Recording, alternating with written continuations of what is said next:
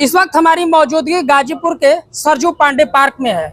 जातिगत जनगणना 2 दिन पूर्व मोदी सरकार की कैबिनेट ने बैठक में निर्णय लिया कि भारत में अब जातिगत जनगणना होगी। तमाम राजनीतिक दल अपने अपने तरीका से श्रेय ले रहे हैं और कह रहे हैं कि हमारे नेता ने जो अपनी मांगों को रखा था भारत सरकार के सामने वो झुक गई और हमारी बातों को मानते हुए जातिगत जनगणना को हरी झंडी दे दी है। हमारे साथ आज कांग्रेस पार्टी के तमाम दिग्गज नेता हैं। इन लोगों से बात करेंगे और जानेंगे कि जातिगत जनगणना को कैसे देखते हैं, इससे क्या फायदा और क्या नुकसान होने वाला है। एक बार अपना परिचय दे दीजिए। मैं सुनील अध्यक्ष जिला कांग्रेस कमेटी गाजीपुर। जो आज आप लोगों ने रैली निकाला है, सरजू पांडे पार्क में प्रदर्शन किया है, क्या पूरा मामला है? देखिए, जाति जनगणना पूरे देश की आवाज़ थी कि जाति जनगणना हो। आज इस जाति जनगणना को लेकर के राहुल गांधी जी समेत पूरे अगड़े पिछड़े दलित सभी लोग, मुस्लिम समुदाय के लोग, सभी लोग चाहते थे कि जाति जनगणना हो। और इस जाति जनगणना की लड़ाई को माननीय राहुल गांधी जी ने सदन में भी रखा, सड़क से लेकर सदन तक इसकी लड़ाई को लड़ा। और आज इस लड़ाई को आज केंद्र की सरकार को मानना पड़ा, आज जनता के सामने उनको झुकना पड़ा। और निश्चित रूप से जो है मैं राहुल गांधी जी को धन्यवाद देता हूं, पूरे इस भारत की जनता को धन्यवाद देता हूं कि जिन्होंने इस लड़ाई में जो है अपनी अहम भूमिका लगाई है। तो क्या लग रहा है, जो जातिगत जनगणना काफी दिनों से मांग हो रही थी और आप लोगों के द्वारा लगातार कहा जा रहा था कि हमारी जातिगत जनगणना को मोदी सरकार नहीं मान रही है, डर गई है, लेकिन अब तो कैबिनेट के बैठक में फैसला लिया है जातिगत जनगणना, अब इसमें होड़ सी लग गई है कि हमारे मांगों पर मुहर लगी है। देखिए, यह जो है पूरे इंडिया गठबंधन के लोगों ने जाति जनगणना की लड़ाई को लड़ा है और नेता प्रतिपक्ष होने के कारण राहुल गांधी जी ने इसकी अगुवाई किया है। और राहुल गांधी जी ने जिस तरह सदन में पूरी बारीकी के साथ इस लड़ाई को लड़ा, इस मुहिम को छेड़ा, और निश्चित रूप से यह जो है इस सरकार को मानना पड़ा और झुकना पड़ा। इसमें हमारे इंडिया गठबंधन के सभी लोगों ने साथ दिया और इस लड़ाई को मिल करके लड़ा, इसलिए आज सबकी जीत हुई है, पूरे इंडिया गठबंधन की जीत हुई है, पूरे देश की जनता की जीत हुई है। ये निश्चित रूप से इस लड़ाई को इंडिया गठबंधन के नेताओं ने लड़ा और आज यह जीत हुई, इसके लिए सबको धन्यवाद है। हमारे साथ बातचीत के लिए एक्स MLA अनिल अमिताभ दुबे जी हैं, इनसे भी बात करते हैं और जानते हैं। दुबे जी, जिस तरीके से आज जातिगत जनगणना का जो फैसला आया है, इसमें देखा जाए तो आपके ऊपर भी सत्ताधारी के नेता पूछ रहे हैं कि आपकी सरकार लंबे समय तक रही है, लेकिन आपने जातिगत जनगणना क्यों नहीं कराया? नहीं, 1931 में जनगणना हुई, आपने कहा। उसके बाद 1931 में ब्रिटिश शासनकाल था, कांग्रेस की सरकार नहीं थी। फिर उसके बाद 1947 में जब देश आजाद हुआ तब से आज तक जातिगत जनगणना नहीं हुई। नहीं, सही है। उसके बाद जनगणना नहीं हुई, तो यही जनगणना की जो मांग थी और मुद्दे थे उस समय के हिसाब से, जैसे दलितों को, पिछड़ों को आरक्षण, उसी जनगणना के आधार आज हिंदुस्तान की जो आबादी है और जनसंख्या बढ़ी है, विभिन्न जाति धर्मों की लड़ाई और टकराहट, जिसकी जितनी हिस्सेदारी, भागीदारी की जो डिमांड है, यही तो हम जानना चाहते हैं कि किसकी आबादी कितनी पूरे देश के अंदर है। और ये आरक्षण आज भी शिक्षा के क्षेत्र में, विशेषकर प्राइवेट सेक्टर में कतई नहीं है, उस पर चंद लोगों का कब्जा है। वो आरक्षण का लाभ गरीबों को, दलितों को, पिछड़ों को नहीं मिल रहा है। आज सरकारी क्षेत्रों में और प्राइवेट सेक्टर, ये जाति जनगणना के बाद सारे लोगों को समायोजन करने का काम हमारी NDA की सरकार करेगी।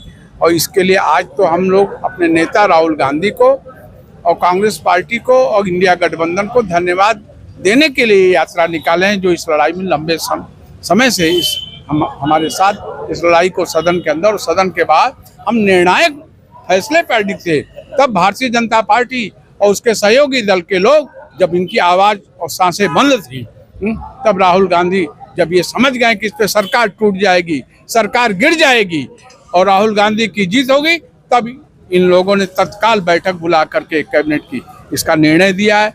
लेकिन अभी भी हम जो चाहते हैं, ये सरकार केवल ब्रेकिंग न्यूज बना रही है, अभी नीयत इसकी साफ नहीं है। हम इस पे चाहते हैं इसका पैसा आवंटन हो जाति जनगणना पे, जो होना चाहिए समय सीमा के अंदर जाति जनगणना होनी चाहिए और इसका लाभ जितना तत्काल चुनाव के पहले देश के नागरिकों को मिले, हमारी ये मुख्य मांग। एक चीज मैं और जानना चाहूंगा, आप काफी पुराने नेता हैं, जातिगत जनगणना तो होगी, लेकिन इसमें एक सबसे बड़ा मुद्दा सामने आएगा कि जो धर्म परिवर्तन करके लोग अलग अलग धर्मों को अपनाए हैं, इस जातिगत जनगणना में एक रोड़ा सामने आएगा। तो इसको लेकर आपका क्या? नहीं, इसमें कोई धर्म हमारा बाधक नहीं बनेगा। किसी भी धर्म में जो पिछड़े हैं, जो अशिक्षित हैं, कमजोर हैं, उनको ऊपर उठाने के लिए, वो चाहे किसी धर्म और जाति बिरादरी को, उनको ऊपर उठाने का और उनको सामाजिक न्याय के द्वारा गरीबों को ऊपर उठाने का काम होगा। कुछ झोपड़ियाँ ऊपर उठे, कुछ महल को नीचे दबाया जाए। असली समाजवाद यही है। मेरे बाबा दल सिंगार दुबे खुद कहते थे, चींटी को कण भर और हाथी को मन भर जब तक नहीं मिलेगा तब तक पेट नहीं भरेगा। असली समाजवाद की असली लड़ाई कांग्रेस पार्टी लड़ रही है। क्या नाम है सर आपका? रविकांत राय, आईसीसी मेंबर, कांग्रेस पार्टी। क्या बताएंगे आप? आज आप लोग प्रदर्शन कर रहे हैं, सब लोग नेता अपने अपने तरीका से श्रेय ले रहा है कि हमारे नेता की जो मांग थी वो मानी गई है, लेकिन भारतीय जनता पार्टी भी कह रही है कि भाई सरकार हमारी, हमने अपने बैठक करके इसको निर्णय लिया है। ऐसा है कि हमारे जिला अध्यक्ष जी ने कहा कि ये एनडीए जो हमारे गठबंधन की नेता है, राहुल गांधी ने नेतृत्व करके, अब देखिए जनता इस बात को समझ रही है कि ये जातीय जनगणना का, क्योंकि राहुल गांधी ने संसद में भी और अभी अधिवेशन हुआ था अहमदाबाद में, उन्होंने कहा था कि जातीय जनगणना को करा के छोड़ेंगे, पार्लियामेंट में इसको पास करा के छोड़ेंगे। और इसमें हमारे जितने विपक्ष दल के नेता हैं इंडिया गठबंधन के, सारे लोगों ने साथ दिया और राहुल गांधी ने इसका नेतृत्व किया। जिला अध्यक्ष ने अपनी बात कह दी, मैं इनसे जोड़ते हुए हम लोगों की जीत हुई है और राहुल गांधी को सारा कांग्रेस पार्टी और इंडिया गठबंधन आज बधाई दे रहा है, धन्यवाद दे रहा है। और एक चीज मांग करता हूँ कि बहुत अच्छा दुबे जी ने कहा कि समय सीमा इसमें निर्धारित हो, आर्थिक बजट अलॉट हो। अभी दो बहुत बड़ी बात है, इसके लिए आर्थिक बजट और प्लस इसकी समय सीमा दोनों निर्धारण जरूरी है। फिर राहुल गांधी इसकी और खड़गे जी ने मांग किया है। बिल्कुल, और भी नेता हैं, बात कर लेते हैं। एक बार अपना परिचय दे दीजिए। डॉक्टर मार्कंडेय सिंह, जिला कांग्रेस कमेटी के पूर्व अध्यक्ष और गाजीपुर से 2 बार में चुनाव लड़ा हूँ।